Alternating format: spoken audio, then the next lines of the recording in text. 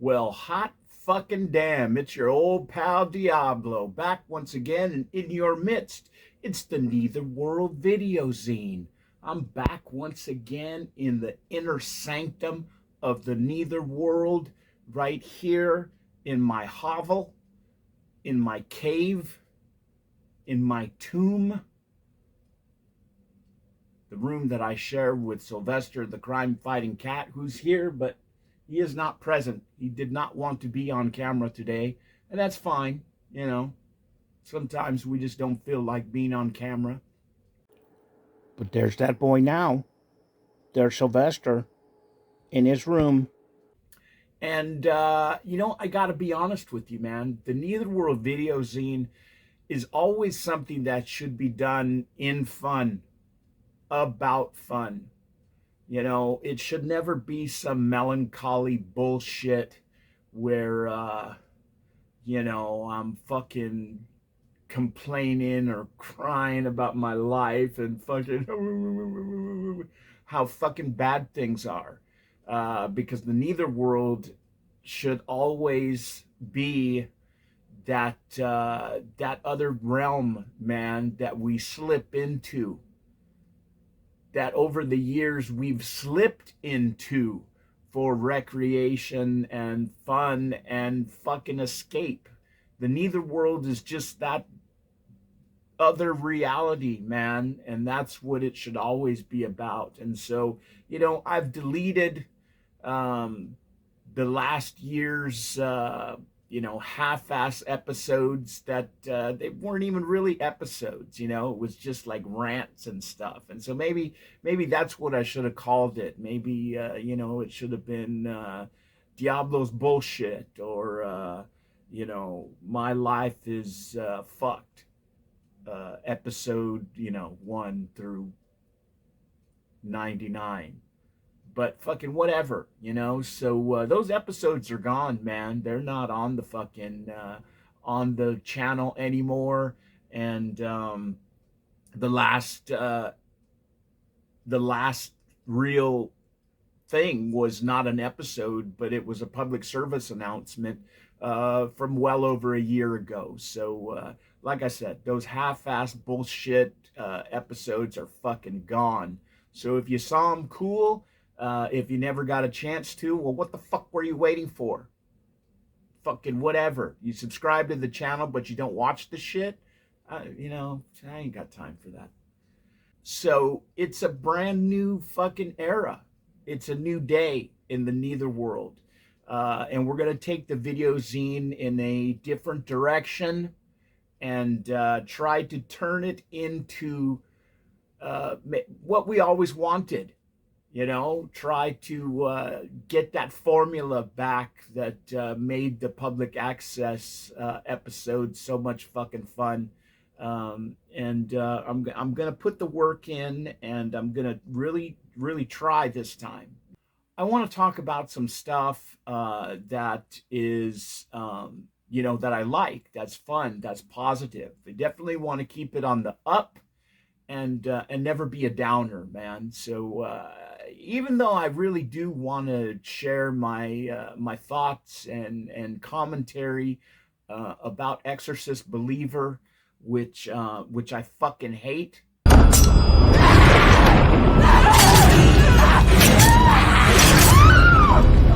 want to see your beloved cunting daughter?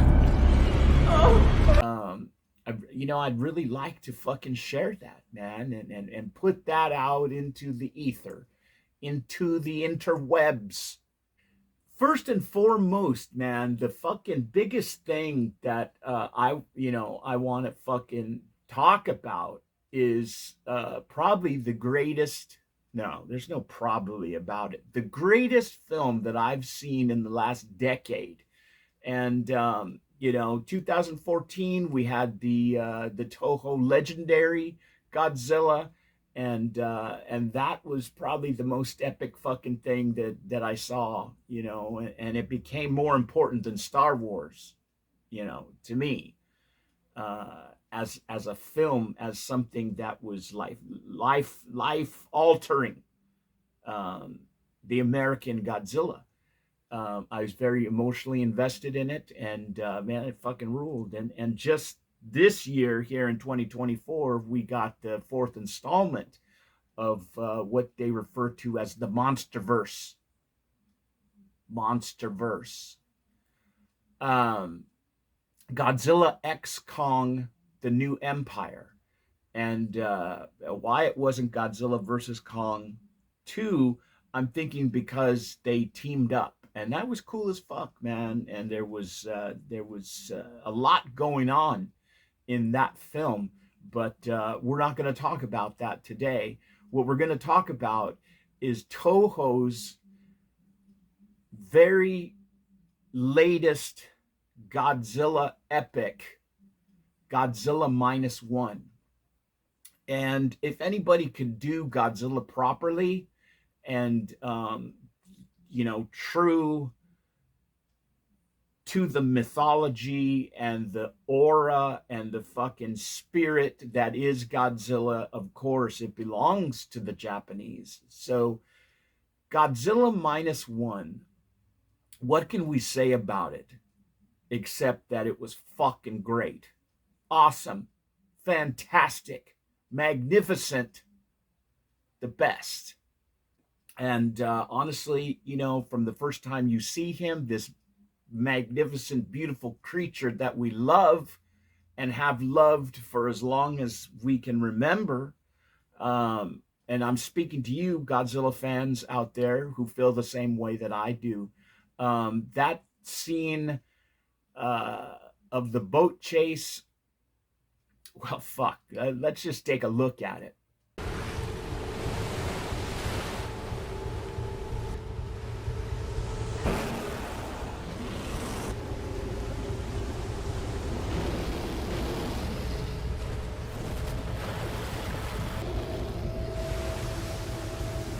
One of the things that I've always loved about all the modern films, the ones from '89 on, uh, was scenes of Godzilla swimming, and I just love that.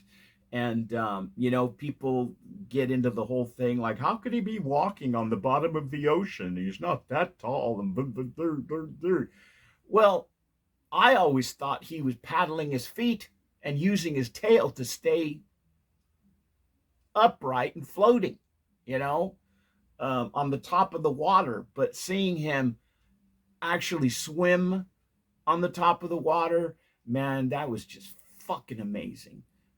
We did see that, several times in the American films, but this Godzilla, I don't know, man. There was just there's something about him, and he's just badass. And that first time that he reaches land and just causes fucking devastation, man, all we could say is that is just fucking epic. And when that music hits, man, in the movie theater, I lost my shit.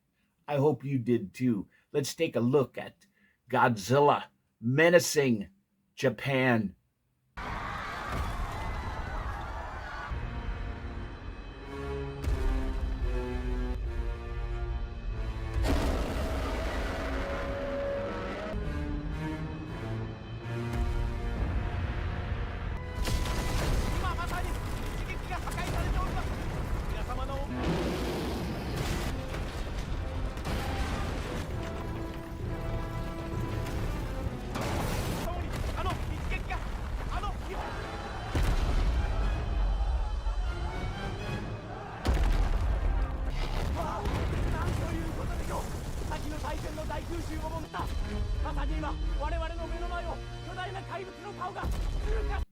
The human element and the story of Godzilla minus one is just very, it was very heavy, man. That's the only way to describe it. And from the very beginning, you either got emotionally invested in these characters, the human characters, and Godzilla became the menace. Like I said, he became the menace because he's not family friendly and he's not helping anyone.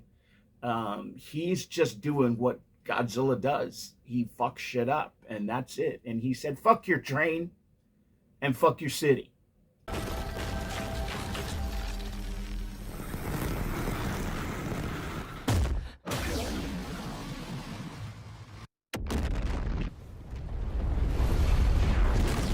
What a fucking movie!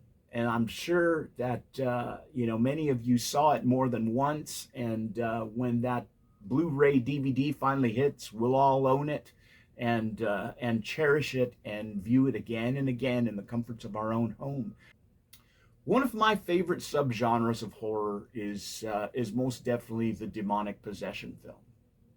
But over the years, I mean, what has there been that's been innovative, that's been different, that hasn't been done before? You know what I mean? It's your standard stuff. There's a lot of like the Catholicism, and when you think exorcist, you think the Catholic priest. The power of Christ compels you. The power of Christ compels you! The power of Christ compels you!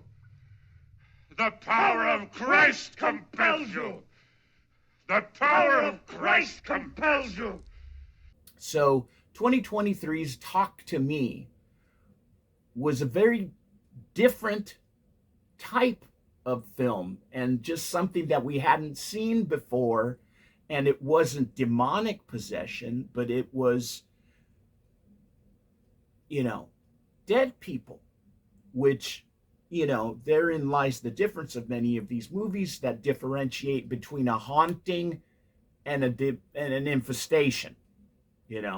Demons, ghosts, somewhere in between, because they are coming from that other realm. And so a group of friends get together and use this very weird hand thing, and it's explained in the movie, but I don't really like to get into plot and all that bullshit, because I just like to tell you what I liked about it. And here, just being able to show you a scene showcasing what the fuck's going on in Talk to Me. This is just a little tidbit.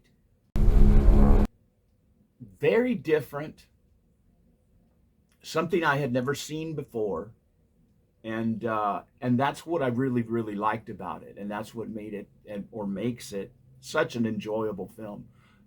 There's a lot going on, and again, if you get emotionally invested in the characters, it's a lot easier to, get sucked into these movies. And of course, you have to suspend your disbelief because, is it happening? Maybe it is. Are these things, commonplace in the world? Quite possibly. There's a lot of fuckery in the world. A lot of it that we don't know and we don't understand. And maybe it's better that we don't, because you just don't want shit like that happening to you in your life. You don't need it. You don't need it in your life. Fuck that. When evil lurks, a very different spin on demonic possession, infestation, fucking what is really going on here? It has to be seen to be believed. And I'm going to show you this first bit of fuckery because this just sets the tone for the goddamn movie. And my God, is there just scenes of jaw-dropping fucking horror, and that's what we love. There is just some crazy shit that happens throughout this fucking movie. And, for the people that don't like movies with subtitles, over the years, for as long as I can remember, back to the early days of the fanzine incarnation, you're missing out on foreign films, man. You gotta check out the foreign films. And there's a fucking myriad of movies that we have recommended over the years that, are from other countries, man. And we sought those out on videotape. And now, in the day and age of DVD, Blu ray releases, these movies are readily available. I mean, you could get a fucking box set of Bootgerite movies. How hard was it to get a copy of Necromantic back in the day? You got a fucking third, fourth gen fucking VHS of that shit that looked like it was shot through a fucking potato.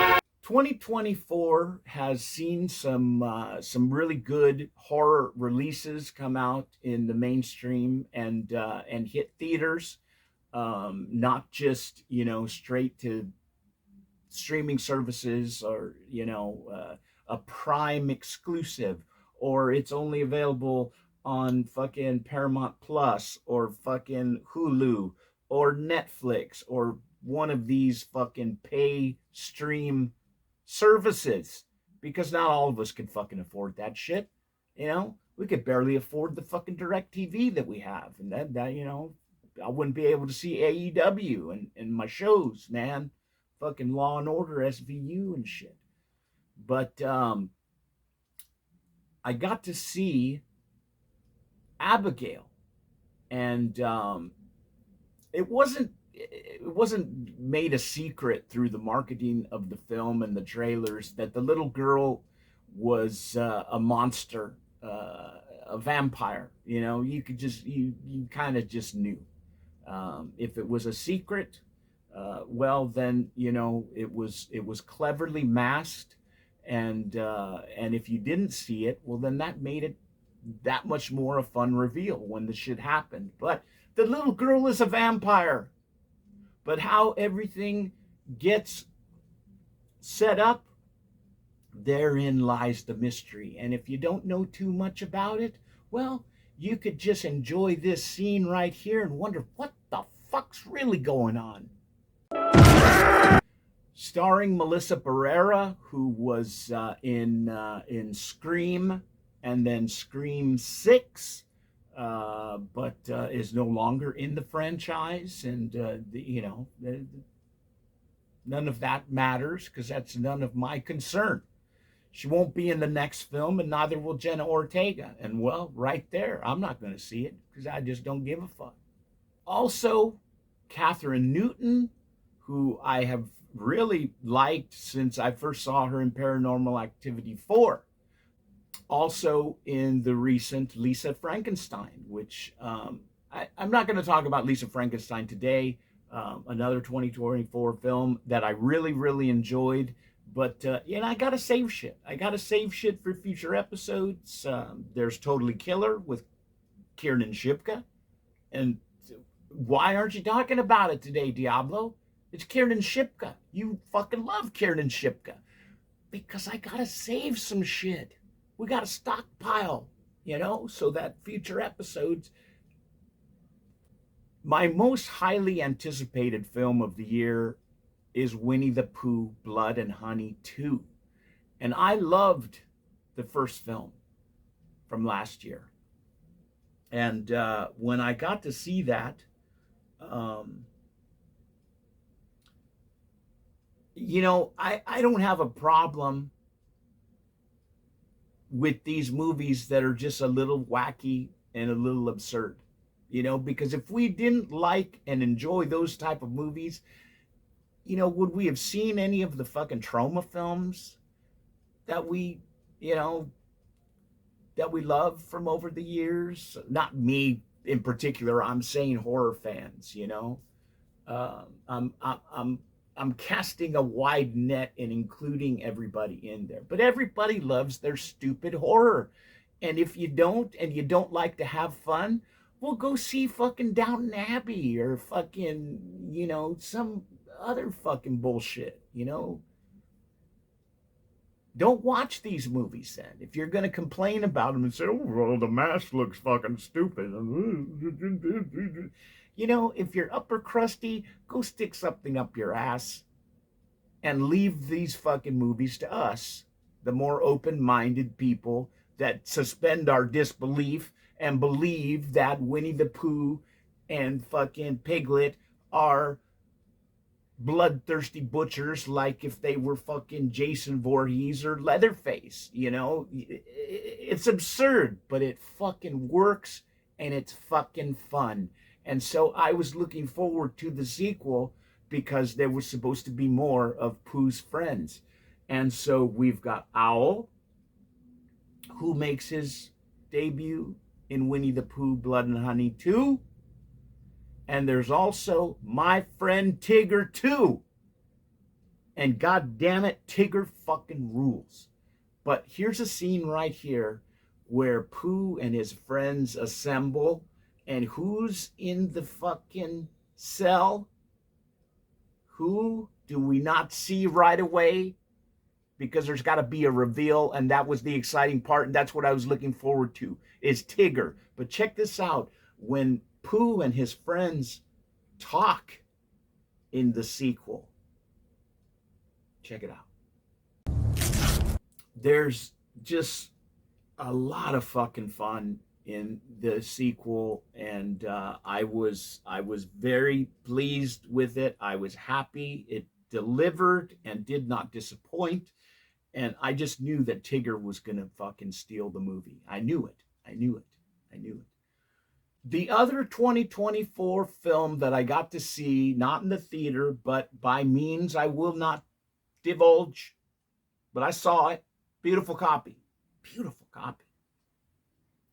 The First Omen.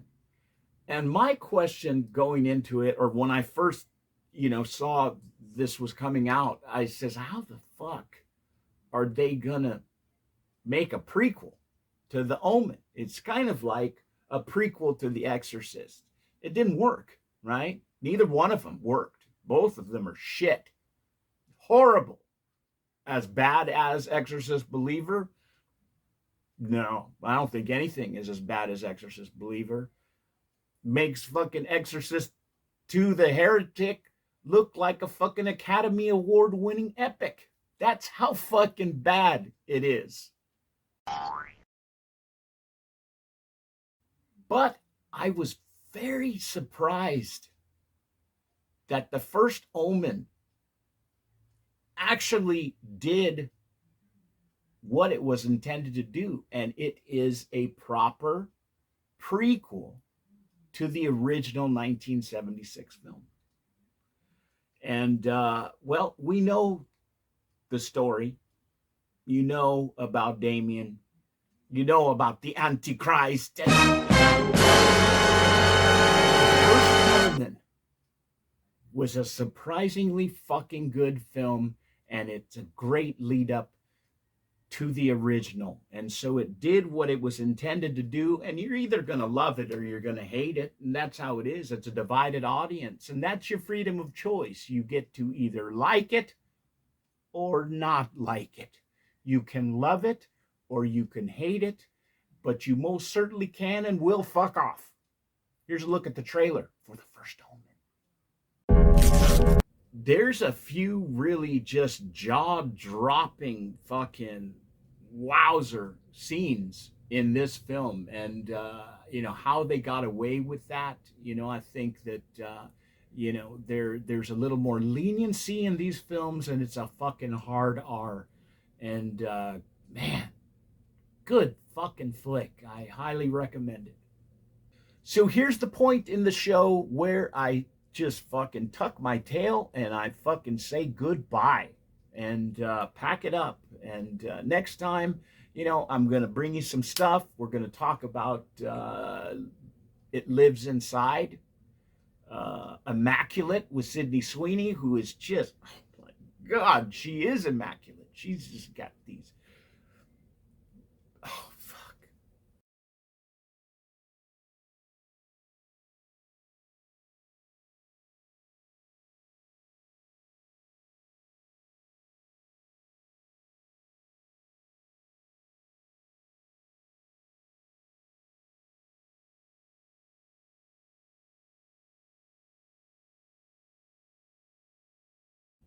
But we're also going to talk about Lisa Frankenstein. I said I was going to save it for next time, and I'm going to do that. Totally Killer with Kiernan Shipka. We're going to talk about it because I liked it, and I want you to see it. I want you to like it. So, for Sylvester, the crime-fighting cat, he's around here somewhere. He's around here somewhere, but he just didn't want to be on camera today. Otherwise, he's fucking with me and, demanding my attention or sitting on stuff like the laptop and, just being a kook. That's Sylvester. But for Sylvester, I am Diablo. This was the Netherworld Videozine. Welcome back and welcome to the new era of terror in the Netherworld. The following feature is one of the most violent films ever made. There are at least 24 scenes of barbaric torture and sadistic cruelty graphically shown. If the presentation of disgusting and repulsive subject matter upsets you, please do not view this film. They made one mistake. They got caught. And when you get caught in this jungle, there's no bail and no jail. Get off my feet, motherfucker! Don't be crazy, Rudy. He'll kill you. He'll kill you. That's completely nuts. For what they've done, make them die slowly.